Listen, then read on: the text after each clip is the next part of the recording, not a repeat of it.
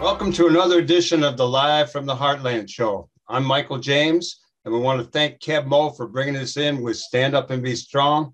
We're out of Chicago, and we do stand up and be strong as often as we can. Welcome to this edition of the Live from the Heartland show. This is number 95 in the year of the pandemic since we started doing it at home via Zoom. And I got to say, it's nice and comfy in here. It's sometimes the sun comes in and it's a little bright, get a little reflection off my forehead from the lighting. But I'm looking forward to sharing a little bit of information with you today. And we have some really fun guests. We're going to have an old friend, longtime friend, Thorne Dreyer out of Austin, Texas. And he's going to talk to us about a couple of things he's doing besides doing the RAG blog. He's got a book out with other people called Exploring Space City, and it's the history of an underground paper in Houston. That'll be fun talking about that. We'll talk about a bunch of other things. And then we're going to have a couple of musicians out of Chicago. We're going to have Gerald McClendon, the blues keeper, and we're going to have his partner in crime, so to speak, Vince Salerno. And I want to take that back. I know these guys are upstanding citizens. I don't mean partner in crime. So let's get going. We'd like to start off with a couple of fun things that have been happening. And I'm here. You don't see him, but he's here. It's Emilio Davis. He is the engineer and producer. And he came up with this one. The Baltimore Museum of Art has a new exhibit curated entirely by its security staff. Guarding the Art is a special exhibition at the Baltimore Museum of Art, where the 17 security staff employees selected each piece, designed the lighting scheme, and wrote all the placards. With over 90,000 pieces archived and only 1,700 on display at any time, it's no surprise those who spend their time guarding the art did an excellent job creating a compelling exhibit. And close to Baltimore, let's go to DC.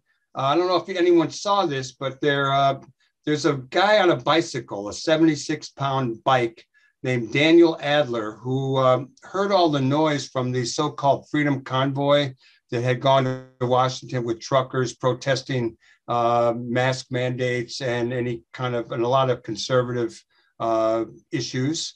And he didn't know what was going on, but he heard the horns honking and he went out there with his bike. And some of you may go back to Tiananmen Square and remember in China when all that activity was happening in Tiananmen Square and one person stopped a tank. This was kind of similar to that. He rode very slowly with a bunch of these truckers complaining that he was in the way, but he slowed the whole thing up. And I think, some people have, Gotham has Batman, other cities have other things. DC has Bike Man. So congratulations to Daniel Adler for taking a little bit of action.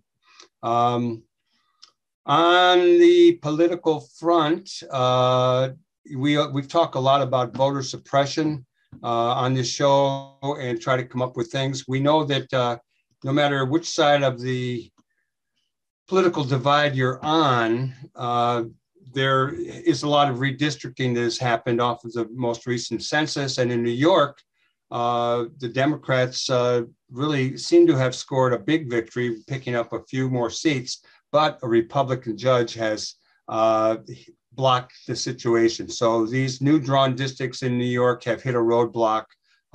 We still have issues in North Carolina. We had issues in Alabama. We'll have a really fair way to draw up our political maps, but that seems to be a ways off.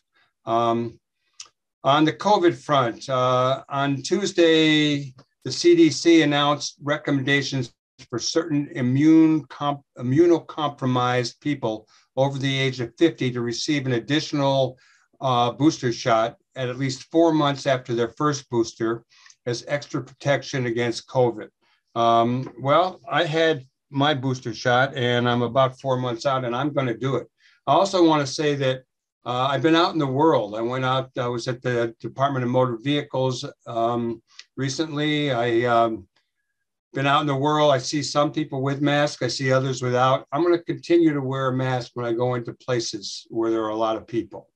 Okay, that's just what I'm going to do, and you can do what you want. But I think in the interest of humanity, it's best to be on the side of caution around this, because despite everyone's desire and efforts to get back to normal, so to speak, whatever that would be, this virus is still a real challenge to the collective health of the people on the planet. And we need to do whatever we can to bring it to some kind of a closure. Okay, on the energy front, well, I'm just going to put Chernobyl in the energy section here. Russian forces are moving away from the Chernobyl plant, where the younger people may not remember there was a big nuclear disaster and it's really a dead zone, but it's still a plant that does pump out some electricity. So the Russian forces, having been bogged down in digging bunkers in contaminated soil, a lot of people got sick, and apparently the Russian troops are moving away from that occupation. However, NATO Secretary General said Moscow is bringing in troops from Georgia to double down on their attacks in eastern Ukraine. On the labor front, we just got this as 48,000 workers at Kroger-owned grocery stores prepare to strike. Kroger's subsidiary Ralph's has begun a campaign to, I'm not sure where Ralph's is, but it's a Kroger's kind of store somewhere in the country. They've begun to recruit scabs to replace the striking workers. But in an effort to stifle Kroger's union busting activity, a fellow named Sean Black, he's an amateur computer coder and popular creator on the TikTok app. I may have seen his stuff because TikTok does suck you in. He made a video demonstrating a computer script which he coded to submit bogus applications to Ralph's scab recruitment website in order to flood the site and wreak havoc for the company's hiring process. Black claims that the tool has submitted over 23,500 bogus applications already, and stated that he just wanted to do his part the best way he knows how. Well, that was pretty creative, and we'll see how that goes. On the Illinois governor's race, if you watch regular TV, and I confess to watching sports and news a good amount of time, you'll see the guy who, billionaire Ken Griffith, the conservative Republican guy in Illinois, he's backing the mayor of Aurora. And the mayor of Aurora, makes out like he's a black guy who's a Republican, the worst nightmare for liberal Democrats. But I saw an ad yesterday, probably from Pritzker, our current governor, who we do like, who basically pointed out that Irving had been, as a lawyer before he was the mayor in Aurora, had taken all kind of criminal cases. He made his money and his rep and got to where he was off of protecting a lot of criminals, including some child pornography. So I'm watching these ads. We've got till November till the race, but it's getting interesting. Okay. So you are listening to the Live from the Heartland show. This is show the number 95 at home for the week of April 2nd in the year 2022. It will be on air tomorrow. That will be Saturday on www.org, 9 to 10, and then it goes to youtube.com. We're going to bring on our first guest in a minute. That's Thorne Dreyer. But I thought a good way to bring him in, besides wearing my Beto for Texas shirt, would be to play a little bit of music out of Texas. And there were obviously a lot of choices. I was thinking Lightning Hopkins, and I was thinking Freddie King. And then I remembered the first time I was in Austin, Texas, was at a place called the Vulcan Gas Company. And it was a rock and roll show. I was probably of altered consciousness. And there was a band called Shiva's Headband. So we're going to hear a little bit from Shiva's Headband, Take Me to the Mountain. And we'll be right back with more Live from the Heartland. Stay tuned. Michael James here, about to bring on Thorn Dreyer. Going to listen to Shiva's headband, Take Me to the Mountain. We're back with more live from the Heartland, and I'm here with my old pal, Thorn Dreyer, out of Austin, Texas. Good morning to you, Thorn. Good morning, Michael James. It's so good to see you. It's good to see you. The last time we saw each other was 2013 down there at South by Southwest. At one of your friends' houses, I think we saw each other. There was a party, but also my son's band, Twin Peaks, was playing. And we had a good time down there. Yeah, Jim Rutherford's house. Right on, right on. Say hi to Jim for us. Since we do this show by Zoom these days, it's great that we didn't have to bring you into the studio.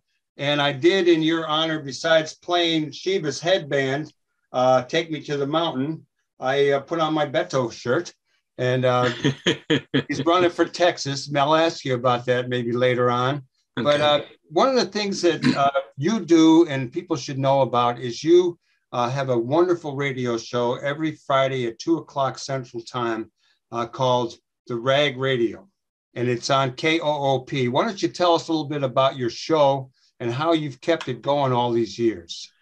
Okay, it's Rag Radio, and we're on a community radio station that is listener supported and also is cooperatively run. And that's, to my knowledge, the only radio station in the country that's cooperatively run. We know of no other. So and I've been doing it this is my 13th year to do the show.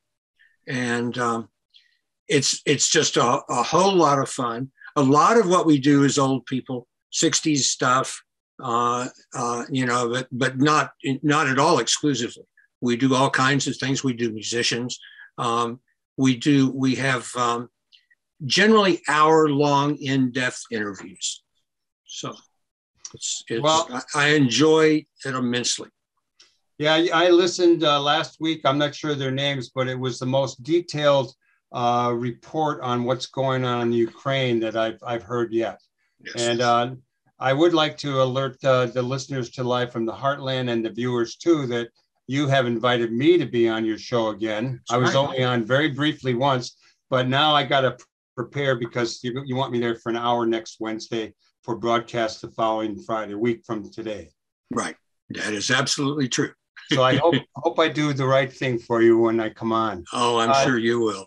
Let's talk a little history. Let's go back. You have a little experience in the area yourself. So. Let's talk, as I said to the listeners and the viewers already, that the first time I remember being in Austin, I think the first time I ever was some SDS event. I went to see Shiva's headband. A little bit later on, you guys started a newspaper called The Rag. And tell us about the scene at the University of Texas back in the day. I mean, you had the music like at the Vulcan Gas Company. You had the SDS chapter. You also had a big shooting. Tell us a little bit about those early days. Right. Well, first, we had a massive countercultural community in Austin. It was very, very big. And one of the things that the Rag did, the Rag was an underground newspaper that was one of the very first. It was like the 6th underground newspaper. And it was the first one really to pull together the political and countercultural communities and make them into a kind of a political force. So that was very important. Shiva's headband were my friends. They were a remarkable band. And it was kind of like, I don't know, psychedelic blues. I don't know how you can describe. With a bunch of armadillos jumping around. Right. But Jim Franklin was often the MC at the Armadillo World headquarters, and he would wear a big armadillo helmet when he was the MC and stuff. But he's the famous artist who did all of the armadillos that jumping over the highway. Jumping over the highway, and Freddie King's album, and lots of stuff. So, but they were my friends. They were my personal friends. Kenny Parker, who was the bass player who died a few years ago, I went to elementary school with him. And so we all came up together along with Dennis and Judy Fitzgerald, who were two of the editors of The Rag. And so we all came up to Austin together And so I knew, and Susan Perskin, who sang for that band, also Susan Armstrong, when I knew her, was also, I went to high school with. So they were great. They were a wonderful band. I loved them, and they did more benefits for good causes than anybody I know of. They were terrific. They still show. They still do shows. How about the early SDS activity out there? Well, SDS started out as it did so many other places. I joined in '63. I remember we had a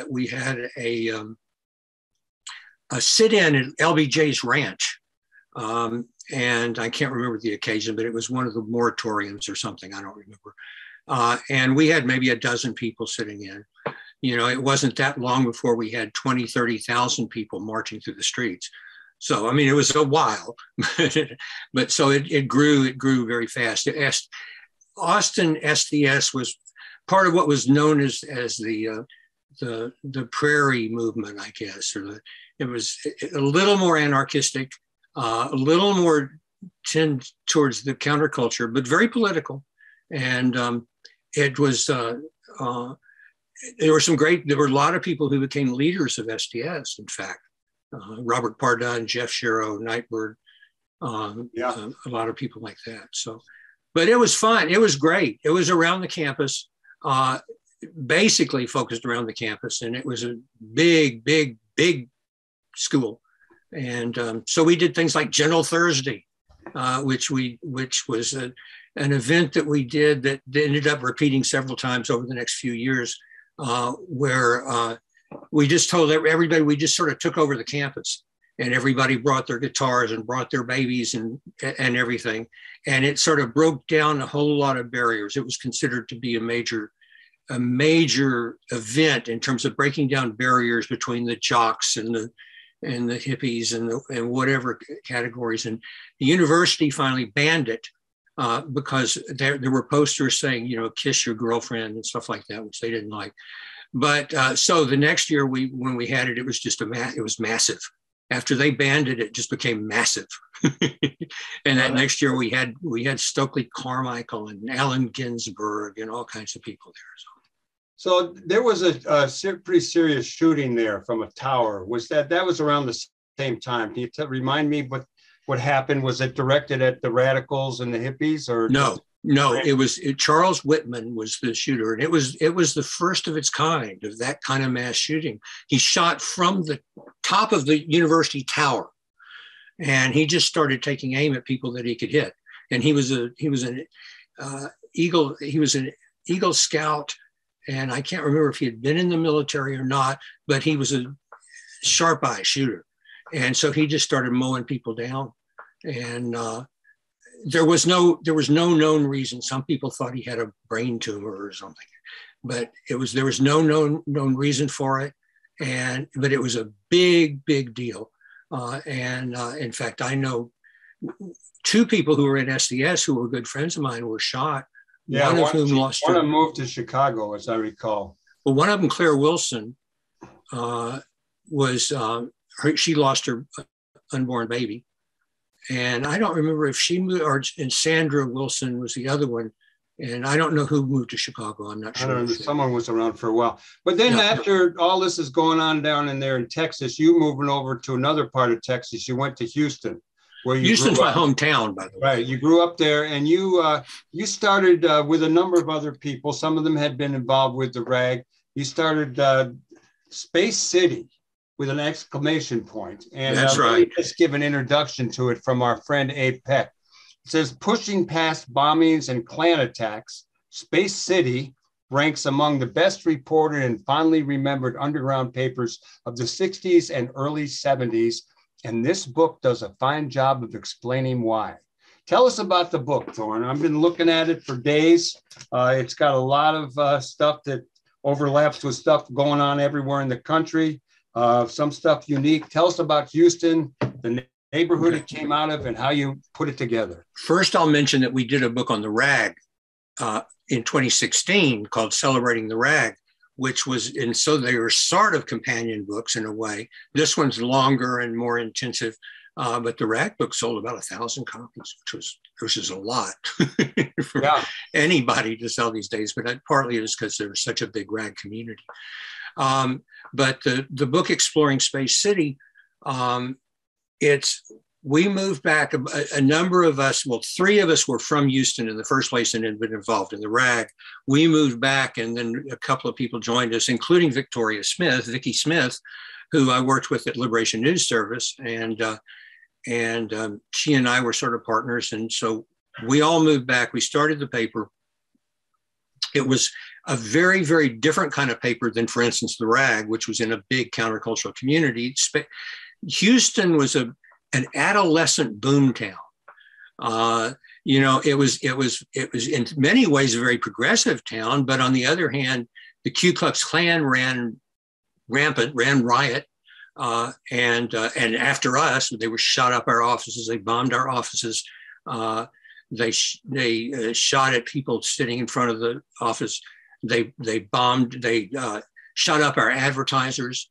And they bombed the Pacifica radio tower, the transmitter, which was the only radio station in the country to ever be bombed off the air. So we've got a lot of firsts. It's Texas.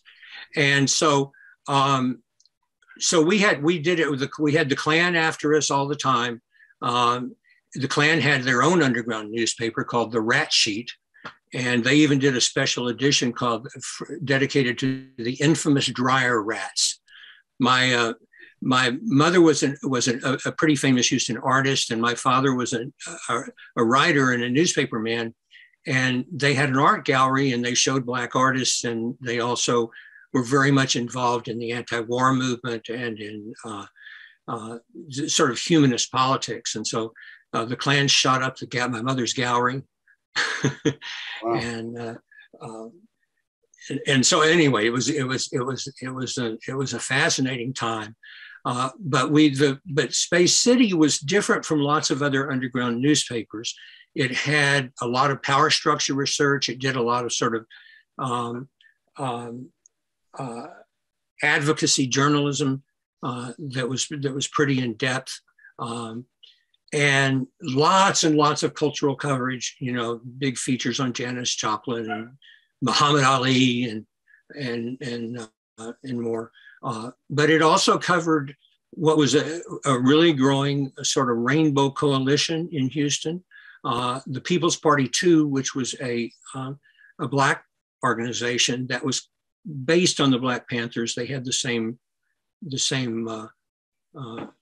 basic platform, programs. Yeah, everything. It's just that at that point, the Panthers didn't want to add any more chapters, and so that's why they didn't.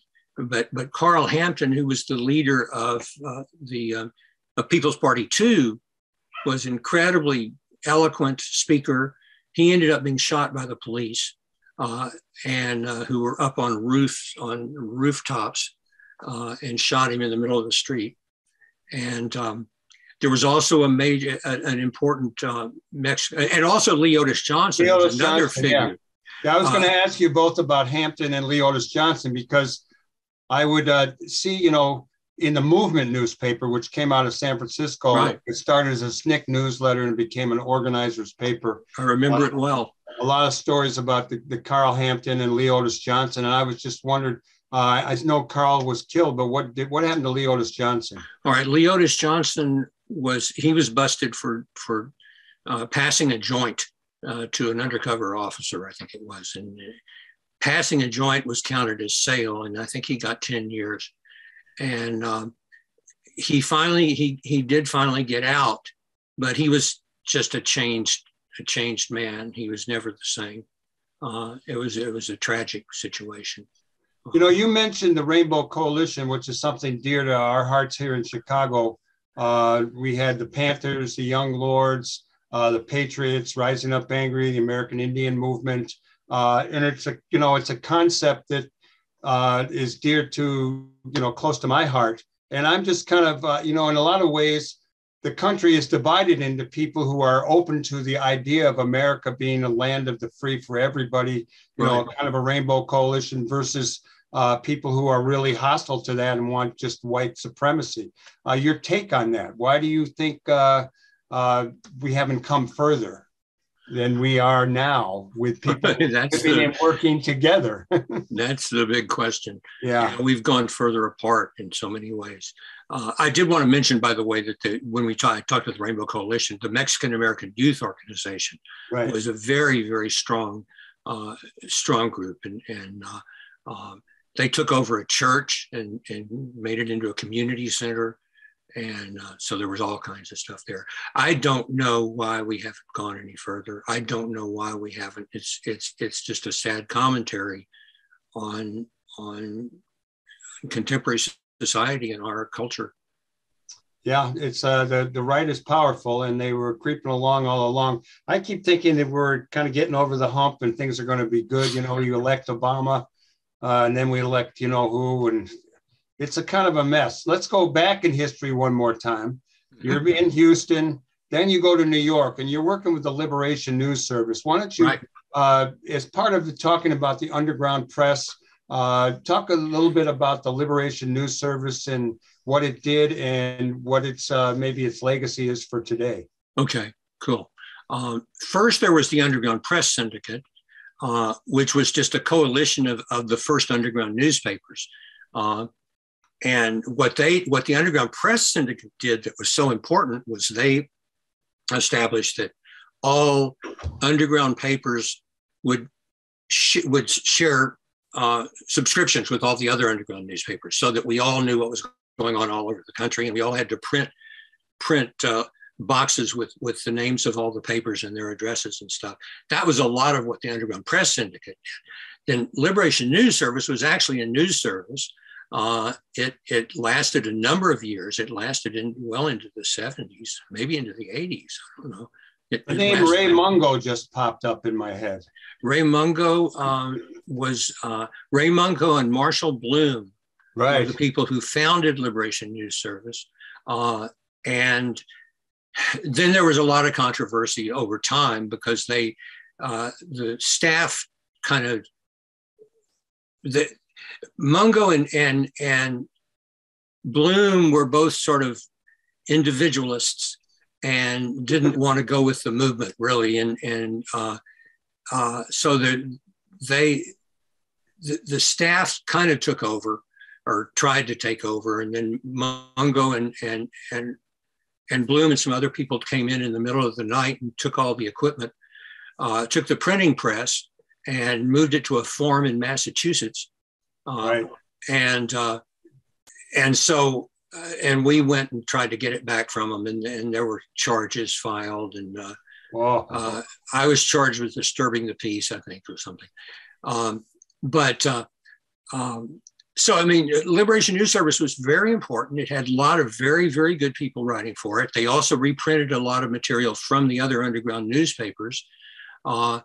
It was run by a collective, which Space City was too, by the way. Space City was run by a collective, and it was half men and half women. And this was way back. Way back. So LNS, you know, you had a lot of different kind of people that worked there. I worked there for, like I said, about a year. And I worked with Alan Young, you know, with Vicki Smith, who I mentioned before, who then came and worked with LNS. Lots of Abby Hoffman used to write for LNS. I mean, it was very important. They covered international stuff, and you know, it's not very well known. There's been a documentary in recent times by a woman named Dorothy Dickey about Liberation News Service, which just won a big award, which I was in. In fact, it starts out with Rag Radio. That's the beginning of the thing, of the movie. But it's a very good movie, and I highly recommend it to everyone. It's called Under the Ground. Yeah, we'll have to look into that one. You know, you do this. I'm going to repeat. I don't know if I did already. You do your radio show at 2:00 Central Time every Friday. But you also have a thing called the Rag Blog. And I want to thank you for encouraging me to do some writing. When I sold the Heartland Cafe, I sent you a picture. I had a picture of some Menominee Indian boys at a placard somewhere in Wisconsin. And you asked me, you said, flesh it out a little bit. And you ran the story, a picture with a little story. And that led to me doing, I think, 43 different pieces in the Rag Blog. And I'm stuck at 1984, but I want to ask your permission to keep writing. And if I get it done, you'll keep publishing them. I will do so. I will do so. The Rag Blog, we had a reunion of the Rag or the Rag staff well, there were two of them, but the first one was in 2006 or 2005. And all of these people from all over the world came to this, came to this reunion. And out of that reunion developed not only renewed political activity, but we also started the Rag Blog. And the Rag Blog had an international following. It's not, I don't publish as much now, but it was very important. There weren't all that many blogs and sites back then when we started, so. Yeah, so, well, I haven't written anything for you for a couple of years now, but right. It's the ragblog.com, right? Right. It's really good for people. There's all kind of stuff on there. We're going to run out of time. I'm going to ask you one more question. You've got a new book, a new project coming out. Speaking of rag stuff, it's called Making Waves, the Rag Radio Interviews. You want to give us a little hint about what people can look forward to? Sure. It's going to come out in June. It's published by the Briscoe Center for American History at the University of Texas. It's the UT Press. And it's got about 21 interviews that I had done over the years on Rag Radio. And it's got a wonderful mixture. Dan Rather, Paul Krasner, Bernadine Dorn and Bill Ayers, Bob Daddy-O Wade, the artist. It's a range of people. There's a lot of there's musicians, Ed Sanders, and so I love it. I really like it. I think it came out very well, but it won't be published until June. Well, we'll be looking forward to that. And I just want to give people one thing. Let me tell people that. Oh, go ahead. You may be saying what I was. Well, I was going to just tell people that one of the people that you've worked with over the years is Alice Embry. Absolutely. And, we've got Alice's new book called Voice Lessons, and I've got a lot of books to read, but Alice is going to be on the radio in the not too far off radio. And great book. It's a great book. So okay, and if people are interested in exploring Space City, you can get it on Amazon.com or on Lulu.com or other bookstores and whatever. But I'd love for people to get it just because I think what we did was very important in those days. And I think the paper was special. So, well, you do inspire me to, I put out two papers, the Rising Up Angry paper for a lot of years. And then we did the Heartland Journal from 79 to 2005. And this kind of thing that you did with this, and also the one you did for the RAG, really are inspirational. And I'm sure that sometime in the future, younger people will pick this stuff up and say, oh, wow, look what they did. Let's see if we can do some stuff like that and even better. Okay, Thorne, it's great to see you, and I'll be talking to you next week. You. Okay, great. All right, you are listening to Live from the Heartland show. You might be watching it on YouTube, and we're going to be right back with a couple of musicians. So we're going to play a little bit of music from Gerald McClendon and Vince Salerno from the album Blues from All Points. And this tune is Blues and Trouble. Take it away. Be right back. Stay tuned here on the left end of your dial. Welcome back to Live from the Heartland show. I'm Michael James. This show is for the week of April 2nd in the year 2022. And we just heard, as we were coming in, the tune Blues and Trouble on the album Blues from All Points by two guys, Gerald McClendon and Vince Salerno. And they happen to be our next guests. Good morning, gentlemen. Good morning. I'm so glad that you Nighthawks, you blues men, you R&B guys are up so early in the morning. Do this interview. Let's start off with, I've been listening to your music for the last couple of days since Lynn Orman turned me on to you and thought you'd be great guests on the show. Let me ask you how you met each other and what you do together. Can I answer that one? Because I remember this pretty strongly. I got contacted from a friend of mine, a saxophone player, to sub with a band called Public Eye. And I think this is around 1992 or 93, and so I did the gig. It was a gig. Actually, Gerald, you picked me up, at where I was living on 7300 Ridge, and I think we went to Michigan, something to do a wedding. And Public Eye was in an events band. So anyway, we went up there, did the gig, and it was great. It was fun. It was all Motown, some other stuff. But anyway, the next day, my ex-wife said, "How did it go?" And I said, "It went really well." And I said, and I met a singer I think I really would like to play with, So, that's how I met Gerald. And Gerald, what do you remember about the early days of your union? Well, that's basically it. I mean, he put it in perspective. We did this gig, and actually the gig was in Iowa. But there's a funny story. Yeah, funny story attached to it. It was kind of cold, and on the way back, we're driving. I had this big old Cadillac back then. We're driving, and and so the window on Vince's side was down, and we're on the highway, and I'm thinking, man, he must either be hot or something's going on. I'm wondering why he won't pull up the window. Well, he's thinking, why won't I pull up the window? So we drove for miles. Yeah, I mean, we just met each other. We're just like, oh, okay. I didn't want to offend him or just anything. Roll with that. So I don't even remember that. So how far back was this? When did you guys actually meet, and when did you first start recording together? Okay, well, all right. Well, like I said, it was around 92 or 93 that we played with Public Eye, which was an events band.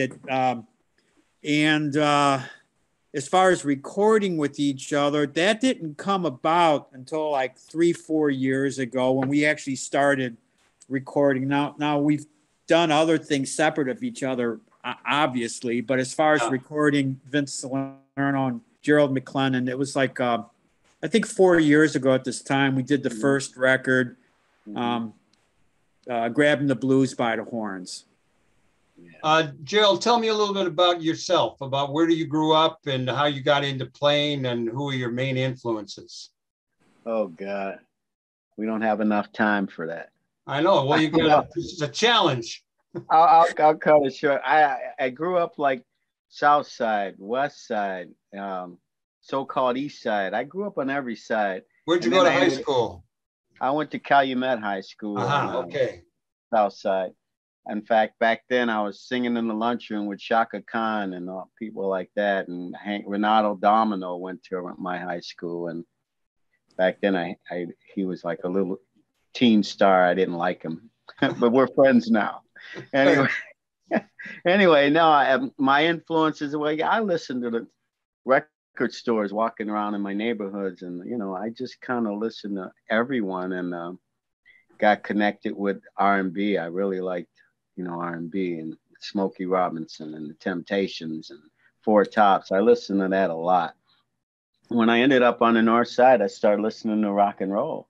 I got into Jimi Hendrix and Led Zeppelin, and and the funny thing is, at the time I got into rock and roll, the funk was popular, like on the South Side in my neighborhoods, and so I kind of missed a lot of the funk because I was so into the rock and roll, and then I got into the blues. I mean, so I just had all different kinds of music always coming at me. But in my heart, I'm a soul singer, I got to say.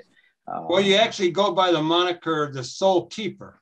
That's correct. And someone told me that you got that name, just fell from heaven and you came out of your mouth. Exactly. How did that give me a little more detail on all right. Now, I'm I'm going to reveal the truth. Okay, I was watching The Matrix, and in the Matrix, there's the key keeper, and they're going through all these doors, and this guy has a key to every freaking door that they need to get into, and he's got a bunch of keys, and I generally carry a bunch of keys, and I just thought of it. I'm like, key keeper. Well, what do I? And then I thought, well, I'm the soul keeper. I got all these soul tunes in my head, and it's like, there it is. Let me shift back over to Vince. How did you ended up start playing, and who were your influences growing up? I started playing in band in high school. Where was that? Where was that? Glenbrook South and Glenview. So I'm a suburban kid. It's okay. It's okay. We're all humans. Yes. Yeah. So what happened was like when I was I don't know. I mean, I kind of grew up on rock and roll, but the rock and roll that I liked was blues oriented. I liked the bluesy songs that Cream and the Doors were doing. And then I heard the Paul Butterfield album, I think like when I was like 15 or 16 years old. And that just, Sam Lay singing, I Got My Mojo Work. And that just like said, wow, I got to check this out more. And actually, when I was 16 years old, somehow I wound up on the campus of University of Chicago. And at a coffee house, Sam Lay was playing there with his band, and, they're doing blues. He had a harp player. And I was with one of my friends, and I said, you know what? This is what I want to do. I want to play harmonica in a blues band, and from that point on, I was a blues man. Well, I was, when I was thinking about saxophones. I was already playing, but I didn't. I got to say, for the first few years, I emphasized the harmonica playing more. But then, like when I was like 19 years old, I was already playing in the band, and some of the guys were just saying like, "Oh, you got a saxophone." Yeah, I said, "Why don't you start bringing that and playing it?" And so I started playing on the R&B songs and the Chuck Berry stuff, and it worked out really well. The fact that I could, the guys in the band helped. They appreciated, the fact that I could play both, and we could do different styles of blues. And an R&B and Chuck Berry songs. So that's kind of how that started. Well, you're bringing up a lot of memories for me. I remember going to the Sutherland Lounge, and I'd seen Roland Kirk with all kind of, reed instruments. Yeah. And then you mentioned Butterfield. I remember the Blue Flame at 39th and Drexel. And he would play there, and they would have a shake dancer. They'd put a platform between the back bar and the bar, and there's this woman would come out. I mean, for a young kid, it was pretty wild. It was a white kid hanging out at the Blue Flame in 39th and Drexel. Yeah, it was just Alvin Bishop, Sam Lay, Paul Butterfield, and the bass player. It was Billy Boy Arnold's brother, Jerome. That was like the basic band then. So I didn't get to see him. You guys have a couple of albums out together. Yeah. Tell us a little bit about those albums. Well, okay. I'm pretty much what happened was just like 5 years ago. I was talking to Tom Klein, the guitar player that's in Gerald's band. I was saying, I would really like to do an album of material where I could get to play sax, the tenor sax, harmonica, baritone sax on it, and just do a really great R&B blues record, and he got me in touch with Ellis Clark, where we did the sessions at. I asked Gerald if he'd do it, and he said, yeah, let's do it. So we made Grabbing the Blues by the Horns.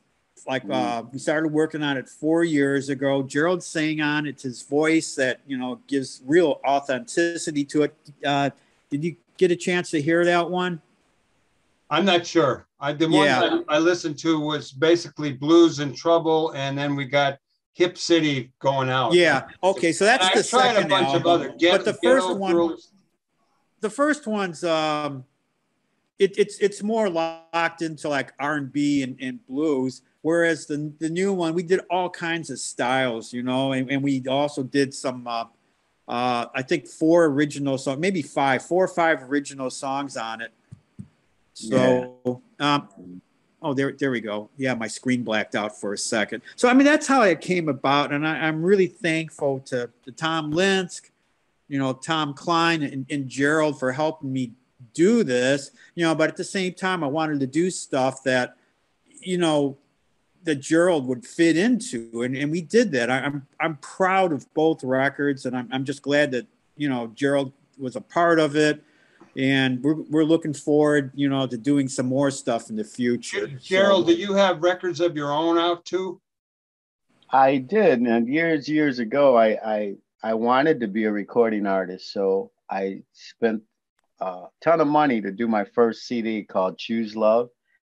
Back then, they had the old ADAT machines, and you know, it was hard to record back then because the new digital was coming in and the analog was going out and people were mixing them both. But anyway, I spent a ton of money and I loved my first CD. That was my project, as Vince, you know, has kind of made this his project, and recognizing that he, you know, put together a body of music. Well, I did the same thing, and they're all originals. And then I got it's a great album. Thank you, man. Then I got picked up by another friend to do an album. And so I did this thing called Mother Blues featuring Gerald McClendon. And then I got picked up by Twist Turner to do a couple of tunes, and they've gotten recognized, you know, in the last years. And I'm receiving a reward for Best Blues and Soul Album by the Blues Foundation coming up in May. Oh, so, great. That's good to know. Yeah, man, I love to do the studio thing and the creativity. You know, it's really magic, you know. Well, I tell you, go ahead. You got any more you want to tell us? Well, just the fact that, the title of the album that got recognized is called Let's Have a Party. And that's by the Blues Foundation, recognized as nominated for one of the best blues and soul albums. Is that going to be a public event? Yes, it's going to be in Memphis, May the 5th. It's going to be a big ordeal for me, but I come in there, you know, I mean, I've been doing this for a while. I feel like, you know,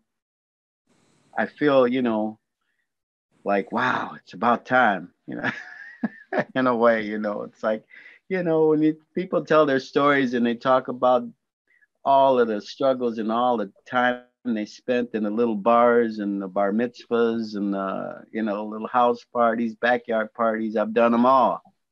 So it's like kind of nice to be, at least get a nod, you know. That's great. Well, I think the two of you have a couple of, I know you're playing, today we're recording and you're playing somewhere tonight. The show is on tomorrow, but I think you have a couple of gigs coming up in Chicago in the next couple of weeks. I got the calendar in front of me. So we're playing April 9th at Untitled. We've been there for several years. It's one of Gerald's favorite rooms. We always have fun there. Where's that at? Where's it at? Oh, it's on Kinsey. 111. That's right. It's it's a speakeasy, but it's not. They kind of market themselves that way. But you go down the stairs, and it's a really cool venue. It's a beautiful place. It's a lot of fun. And then we got April 16th at the Foundation. And Gerald could tell us a little bit about the Foundation. It's your friends, right? Basically, I know my friend had told me about this place. It used to be an old rock and roll bar, and this guy bought it and, you know, gutted it out. It was like a hole in the wall. Now it's like a very classy, nice place to visit and have music. We're doing a private. It's on West Irving Park, but we're doing a private party there on the 16th. Oh, I made a mistake. I said 16th. It's the 15th. Yeah, but it's a private party. Oh, it's a private party? Oh, okay. But tonight is what's important. Tonight is what's important is we're doing the venue out in Aurora tonight, and that's going to be fun. People won't know about that till tomorrow. Yeah. Oh, Yeah. Oh, I missed that one. You missed it, people. I was going to try to come to that private party, but maybe I'll go to the other one on Kinsey. I want to thank both of you for coming on live from the Heartland. Tell us the name of the two albums that you got together again. And I looked you both up on the internet and I found information. So give us the albums again. Okay. The first one's called Grabbing the Blues by the Horns. The second one's Blues from All Points. And they're both on Chicago's Pravda music label. Pravda. It's Ken Goodman. So, yeah. So a real record company. And that's very cool. And I want to just let you know that the album that I have been nominated for was done by Twist Turner and myself. And it's been a Delta Roots. Yeah, Delta Roots. Delta Roots. Great albums. Yeah, we'll look forward to that. Okay, comrade brothers. I look forward to meeting you both in person. I love your checkered shirt and I love your White Sox hat. Okay. A couple of handsome dudes. All right. All right. We're going to listen to Hip City with the two of you who are on that. One's playing the sax, one's doing the singing. And we'll be right back with more live from the Heartland. Stay tuned here on the left end of your dial. And don't forget, you can always get it on youtube.com/Heartland Media. Be right back. Welcome back. We're here with the Live from the Heartland show, and we were just talking with Vince Salerno and Gerald McClendon and that tune that we went out of their segment with. And where we're at now is what's called Hip City. And now we're going to do a little sports report. And I've got two items. Today is Friday, but the show goes up on Saturday. And Saturday is the big day for the NC2A men's basketball Final Four. I'm not sure about the women's events, but we'll have that next week. The Final Four, we're going to see who will play each other for the championship game. At 5:10 on Central Daylight Time Saturday, first seed Kansas will play second seed Villanova. And in the second game of the last dance of the legendary NC2A coach, Mike Krzyzewski, I always have a hard time pronouncing his name. He's a Chicago native, and he's coaching the Duke Blue Devils, and they're going up against their in-state rival, University of North Carolina. So it's a lot of basketball. Been watching a lot of basketball. Still watching the Bulls. We'll know next week who the Final Four, who's the final two. And on another note, we always bring up Colin Kaepernick not working yet or not having a job. But we just found out that the University of Michigan football team has named Colin Kaepernick the honorary captain for their maize and blue game, which I think is a game probably among their own team. But he came in and he met with the team, and he's going to be the honorary captain, and he deserves at least a fair shake at getting a job in the NFL. So we'll see if that ever comes to be. I have some sad news to report.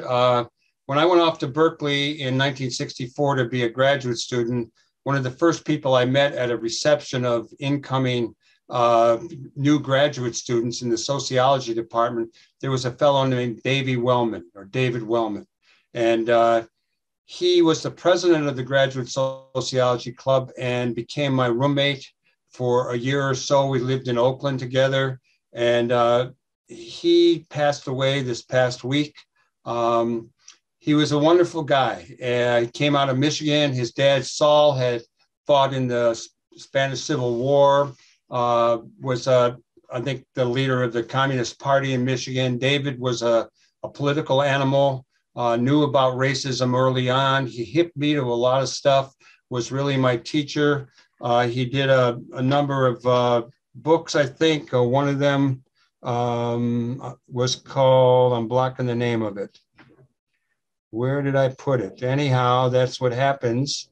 Portraits of White Racism was his first book. He taught it, I think, both Berkeley and at Santa Cruz.